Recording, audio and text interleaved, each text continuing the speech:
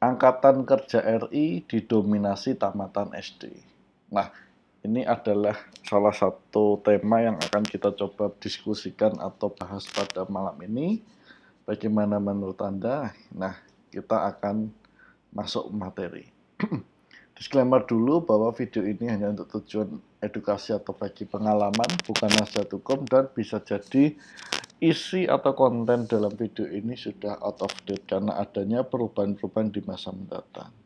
Ya, kita masuk ke materinya ya. Jadi kita baru dapatkan dari media elektronik di Detik Finance ada satu artikel atau berita dengan judul didominasi tamatan SD, segini angkatan kerja RI yang jadi pengusaha. Nah, Anda juga bisa lihat artikelnya, sumbernya juga sudah kami cantumkan. Nah, ini saya coba bacakan sekilas bagian dari artikel atau berita yang ditulis ya. Badan Pusat Statistik atau BPS merilis jumlah angkatan pekerja di Indonesia. Dari 143,72 juta angkatan kerja di Indonesia, jumlah orang yang bekerja sebanyak 135,30 juta. Nah, kalau dari jumlah itu kita sudah hitung, artinya dari 143 itu 135-nya bekerja. Artinya 94% angkatan kerja itu telah bekerja. Jadi tingkat penganggurannya hanya sekitar 6%. Nah, saya tidak tahu apakah itu angka yang cukup oke atau tidak, tetapi angka 6% itu dari angkatan kerja yang tidak bekerja itu cukup banyak. Kenapa? Karena kalau kita anggap saja 100 juta nih katakanlah ya, 100 juta itu 6%-nya adalah 6 juta. 6 juta orang itu tidak bekerja, padahal dia di usia yang produktif. Nah, ini sebenarnya cukup mengkhawatirkan ya menurut saya. Nah, oke, itu mungkin nanti tema yang akan kita atau bahan yang akan kita diskusikan. Kita lanjut ya.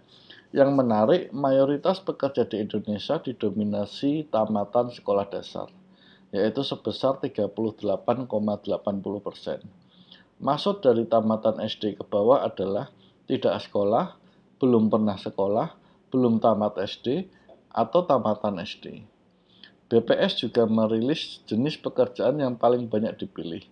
3 teratas diisi oleh karyawan atau buruh, kemudian berusaha sendiri, dan yang ketiga adalah berusaha sendiri dibantu buruh tidak tetap. Nah, oke, kita nggak akan teruskan mengenai berita yang lainnya. Kita hanya fokus pada informasi, sebagian informasi ini.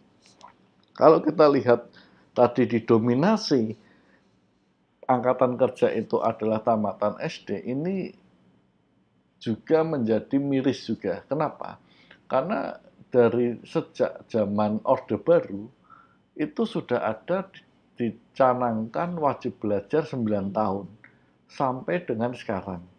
Nah, artinya harusnya setelah sekian lama berjalan, kita berpikir harusnya sudah tidak ada lagi masyarakat yang tidak lulus SD atau tidak selesai SD atau bahkan tidak sekolah SD. Nah, ini mungkin perlu dicek. Artinya apakah dari 38% itu pekerja yang dimaksud di survei ini usianya berapa? Jangan sampai itu memang adalah usia kerja yang memang sudah cukup senior sehingga memang tidak tersentuh waktu dulu, tidak tersentuh pendidikan dasar. Tetapi kalau 38% ini usianya adalah usia di bawah 40 tahun atau di bawah 35 tahun, nah ini yang menjadi concern atau kekhawatiran ya. Karena harusnya sudah tidak ada lagi orang yang tidak lulus SD. Atau bahkan harusnya sudah tidak ada lagi orang yang tidak sekolah SD. Nah, ini yang harus jadi perhatian juga. Nah, kemudian kalau kita lihat jenis pekerjaan yang paling banyak dipilih adalah karyawan. Ya, ini wajar ya, karena memang jumlah lowongan kerja dibandingkan supply-nya itu lebih banyak supply, dan karyawan itu merupakan satu langkah awal untuk kita memperoleh pengalaman kerja dan keterampilan dalam bekerja. Ya, tidak mungkin akan menjadi susah ketika orang tiba-tiba langsung suruh buka usaha tanpa tahu harus uh, melakukan melakukan aktivitas terkait usaha. Maksud saya begini, orang buka usaha itu biasanya dia sudah punya pengalaman dan tahu apa yang harus dilakukan, ya, sehingga bisa berkembang usahanya. Nah, biasanya untuk mendapat kemampuan itu atau memiliki pengalaman itu, dia bekerja dulu. Katakanlah menimba ilmu dulu di suatu perusahaan, dia pelajari sistem dan sebagainya, bangun networking, kemudian dia mungkin bisa putuskan untuk berusaha. Nah, seperti itu. Nah, cuman kalau melihat dari data yang disampaikan ini memang perlu harus dilihat lebih dalam lagi. Apakah data-data ini demografinya seperti apa? Ya, tidak bisa kita melihat dari satu sisi saja. Nah, tetapi kalau dari tadi jumlah 90% angkatan kerja yang telah bekerja, di mana harusnya bisa ditekan ya setidaknya ya mungkin hanya 2% angkatan kerja yang tidak bekerja, mungkin Indonesia akan menjadi lebih produktif lagi dan menjadi lebih baik. Harapannya lapangan kerjanya bisa lebih banyak sehingga bisa menyerap lebih banyak tenaga kerja. Nah, itu menurut kami. Bagaimana menurut Anda? Silahkan sampaikan pendapat Anda pada kolom komentar. Terima kasih. Assalamualaikum warahmatullahi wabarakatuh.